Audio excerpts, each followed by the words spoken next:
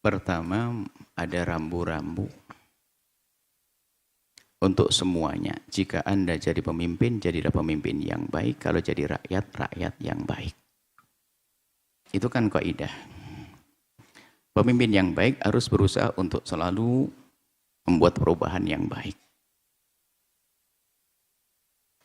Tentunya membuat perubahan bersama-sama. Dengan melibatkan semua orang yang ada bersamanya atau di tempatnya untuk membuat perubahan. Rakyat yang baik itu bukan juga mengganggu pemimpin yang ingin melakukan kebaikan, tapi mendukung kebaikan yang direncanakan atau dilaksanakan. Kalau ada kekurangannya, ya kita membuat koreksi, membenahi dengan cara yang baik juga. Loh, kalau hidupnya begini kan enak. Kadang-kadang kesombongan kita sebagai seorang pemimpin diingatkan oleh rakyat untuk kebaikan tidak mau, atau rakyat tuh pengennya pemimpinnya malaikat, nggak punya kesalahan, ya nggak ketemu, nggak model seperti itu. Jadi ayo kita itu memandang semuanya sebagai mitra untuk ta'awun alal birri wat taqwa, tolong menolong dalam kebaikan. Mungkin bicara tentang Gubernur Jawa Barat, kalau diperhatikan ada upaya-upaya membuat perubahan menjadi lebih baik. Dari sisi ini tentunya kita harus dukung, bukan gubernurnya si A, si B, si C. Kepada semua pemimpin, hendaknya kita punya cara pandang yang sehat. Baik itu saya dukung atau tidak saya dukung. Kalau memang ingin membuat perubahan yang baik, maka ayo kita dukung kebaikan-kebaikannya. Kemudian jika ada sesuatu yang tidak baik, dan memang beliau-beliau itu kan bukan malaikat turun, akan tapi punya ijtihad. Ijtihad mereka, mungkin seorang insinyur ijtihad dalam ilmu kesehatan. Bisa saja salah dalam ilmu kesehatan, maka dokter bicara baik dong menjelaskannya. Ada lagi mungkin ijtihadnya seorang pemimpin tentang kebersihan. Ternyata ada yang lebih ahli lagi, siap dong menerima kritik. Tapi kita menyampaikan kritiknya juga yang benar, bukan langsung menyalahkan dasar goblok, dasar ini juga tidak boleh semacam itu. Kalau mungkin di dalam urusan seruan pertanian misalnya, kalau ternyata menurut ahlinya tidak cocok, ya tinggal nyampaikan. Pak pemimpin sepertinya belum cocok, tapi tanpa harus membodohkan dan sebagainya. Kita ingin membangun satu cara hidup yang baik. Bahasa sederhana, jika aku di depan, aku akan menarik kuat untuk maju. Jika aku di belakang, aku akan dorong agar cepat sampai tujuan. Itu cara hidup yang baik. Tapi kalau sudah cara saling menjatuhkan, saling merendahkan, kesombongan dari pemimpin, kesombongan dari bawahan, tidak akan sampai kepada tujuan. Adapun yang disebutkan tadi, jika betul, karena kami juga belum bertemu langsung, tapi mendengar beritanya dari teman-teman, bahasanya memang itu bisa jadi termasuk bagian daripada ijtihad beliau, dari dia meninggut dari sisi ingin mensejahterakan rakyat. Maka perlu kita sanjung dong tentang sisi ini. Adapun sisi kesalahan yang lainnya, dan memang bukan malaikat. Dan kami yakin kalau orang ingin membuat kebaikan, perubahan yang sesungguhnya akan mudah untuk diingatkan. Hanya mungkin belum nyampe atau belum ada yang mengingatkan dan sebagainya. Jadi tolonglah, ini kami ingin membangun cara hidup, bukan saja dengan gubernur, bupati pun juga, bahkan dengan presiden pun juga demikian. Jangan sampai perbedaan pandang politik saja langsung jadi musuh. Kita satu bangsa, satu tanah akhir, kok gampang jadi musuh tuh ada apa sih? Nah gitu loh. Bagaimana kalau kita menjadi kawan semuanya? Kalau ada kekurangan tentu dong, tugas kita tuh menyempurnakan. Dari mana Anda menyempurnakan? Dari sisi keahlian Anda. Kalau Anda seorang pakar pertanian, itu bantu bupatimu, gubernurmu dalam sisi pertanian. Kalau Anda seorang pakar kesehatan, dari sisi kesehatan Anda. Kalau Anda seorang ngerti hukum, tentu dari sisi hukum. Seperti itu. Kalau Anda misalnya, kalau pemimpin Anda seorang dokter, lalu dia berbicara tentang ilmu kedokteran, lalu benar, lalu di saat nyinggung urusan agama salah, ya memang dia bukan bagiannya. Tinggal mengingatkan saja tanpa harus kita bodoh-bodohkan, mohon maaf.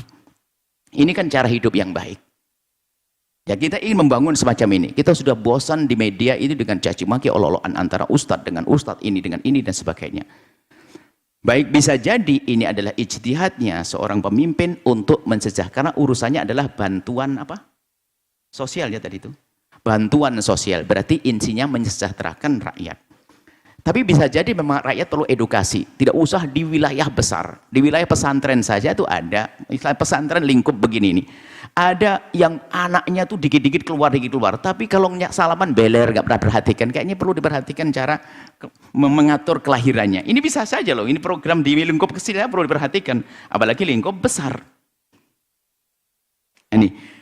Jadi sepertinya yang dibidik adalah bagaimana mensejahterakan dengan menyalurkan bantuan yang tepat.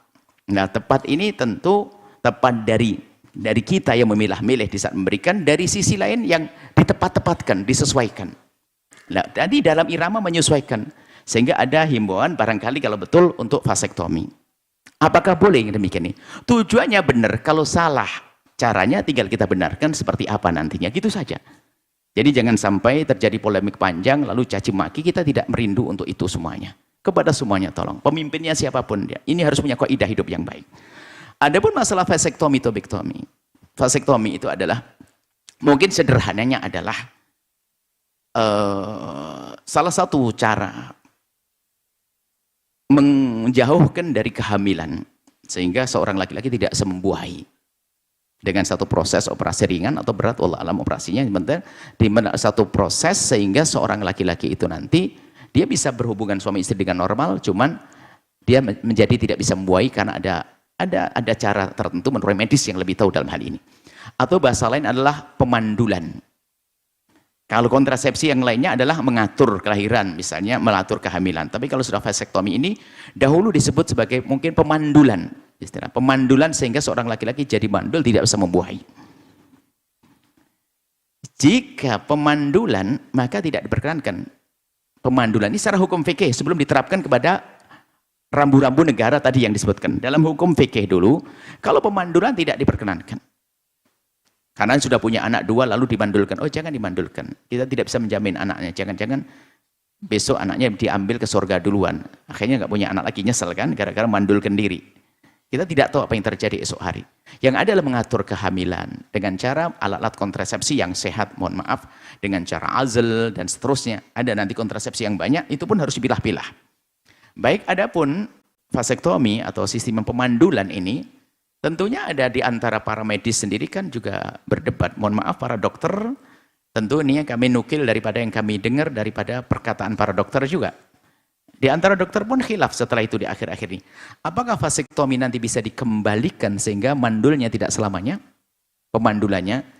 Dahulu dikatakan bahasanya vasektomi adalah pemandulan selama-lamanya. Jika benar itu pemandulan selama-lamanya, maka jelas tidak diperkenankan. Dalam fikihnya, kalau pemandulan selama-lamanya. Akan tapi katanya teknologi canggih hari ini bisa mengembalikan dari pemandulan, itu bisa dikembalikan. Tentunya ini adalah dari awal yang menjelaskan bahwasanya tidak bisa dikembalikan, kemudian setelah ada kembalikan, bisa saja sebuah teknologi. Akan tapi sejauh mana kebenaran bahwasanya orang yang sudah divasektomi nanti bisa ada keperluan, bisa dikembalikan lagi. Sejauh mana kebenaran akan bisa dikembalikan lagi? Berapa persen? Nah, artinya untuk bicara yang mengembalikan di antara para medis, para dokter belum sepakat juga. Atau mungkin belum ada pembuktian. Hanya secara teori atau bagaimana? Yang jelas bahwa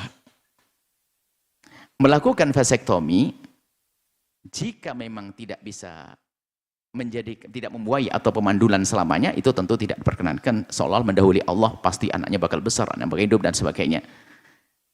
Kalau ternyata masih ada bisa kembali, itu pun juga proses berat, biaya juga, itu kan juga mengeluarkan uang lagi dan sebagainya. Maka alangkah mudahnya jika diberi edukasi untuk mengatur kehamilan dengan cara selain itu.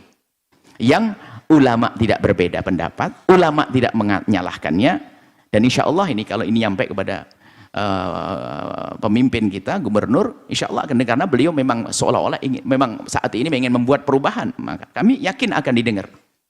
Jadi bisa saja dengan cara yang lain diajari dengan cara yang benar, apakah mungkin dengan azl, mungkin dengan mohon maaf dengan kontrasepsi yang mungkin dengan obat atau kondom atau apa yang lainnya. Sebab masalah kontrasepsi ini memang betul-betul diperhatikan, banyak yang menduga itu boleh menjadi tidak boleh. Yang jelas Islam tidak melarang harga mati begitu, karena ada orang yang memang tidak boleh hamil lagi, seorang wanita. Ini beda kalau wanita. Jika wanita memang jika hamil akan membahayakan kehidupannya, maka boleh dia dimandulkan karena apa? Membahayakan tentang kehidupannya dia. Sah. Ada beberapa rambu-rambu. Intinya harapan kami, karena vasektomi ini adalah pasti ulama akan berbicara, seperti halnya kalau seorang pemimpin bicara tentang medis, tak taunya menurut ahlinya juga tidak sesuai, pasti para dokter berbicara, atau bicara tentang pertanian, ternyata orang pertanian akan berbicara, maka alangkah indahnya setelah itu merapat, kemudian kita diskusikan apa solusinya agar kehamilan kelahiran bisa dirapikan. Kalau dulu istilahnya keluarga berencana, tentunya dengan cara yang tepat, yang bagus, tanpa harus melakukan sesuatu yang berbenturan dengan syariat. Makanya orang hebat adalah dia berjalan tanpa menyenggol siapapun, tanpa menyenggol syariat, tanpa menyenggol dunia medis, tanpa menyenggol dunia yang lainnya. Insya Allah akan terjadi kedamaian dan akan sampai kepada tujuan. Jadi tidak harus mungkin melakukan sesuatu yang para ulama mengatakan tidak boleh, masih ada jalan. Untuk mengatur kehamilan ada kontrasepsi yang lainnya, masih bisa. Yang terpenting kan edukasi, pendidikan. Jadi mungkin lebih tepat kalau seandainya setelah ini kita turun tentang bagaimana mengatur kehamilan dan sebagainya. Mohon maaf, ada orang dengan ekonomi lemah, tatoannya Masya Allah setiap tahun lahir bayi, dan seterusnya. Ini kan juga perlu diberi pemahaman, dan alangkah indahnya kalau kita saling terbuka untuk bisa diberi masukan dan punya kerinduan untuk memberikan masukan. Hidup indah adalah dengan mudah mengingatkan dan mudah diingatkan. Dan kami himbau kepada siapapun, pemimpin Anda siapapun, jika mereka itu menginginkan perubahan kepada lebih baik, dukung dari sisi ini. Terlepas dari orang mana, dari manapun, karena kebaikan itu untuk kemaslahatan umat. Jika ada kekurangannya, tentu itu ijtihad mereka, wajar dong. Kalau tidak kekurangan, malaikat dong. Tinggal ini ujian bagi kita. Bagaimana cara kita membantu membuat perubahan, ya, tanpa kita harus memusuhi, tanpa harus menjatuhkan, tanpa harus kita memeranginya. Ini adalah ujian bagi kita yang melihat jika ada kekurangannya. Kita jangan pandai berkomentar saja. Yuk kita bersama-sama bangun negeri ini. Baik presidennya, gubernurnya, bupatinya, pak lurahnya, pak RT-nya, ayo kita dukung dalam kebaikan. Ta'awanu 'alal birri wat taqwa. Tolong menolong dalam kebaikan dan dalam ketakwaan. Ini saja. Semoga Allah Subhanahu wa taala menjadikan kita hamba yang saling mencintai karena Allah, dan semoga Allah menjadikan kita orang yang punya budaya baik di saat mengingatkan dan di saat diingatkan kita mudah menerima, mengingatkan dengan cara yang baik. Hindari caci maki dan olok-olokan. Nuhibbukum fillah. Wallahu a'lam bissawab. Jangan lupa berselawat kepada baginda Nabi Muhammad sallallahu alaihi wa alihi wa sahbihi wasallam.